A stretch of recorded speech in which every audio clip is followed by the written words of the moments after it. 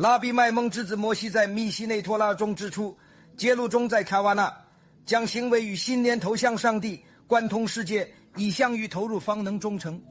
挂用于格力，以使税狱、祈祷技术罪日与越界。Prophet's Time 书名强调真诚践行犹太法叛逆以托拉智慧履行揭露。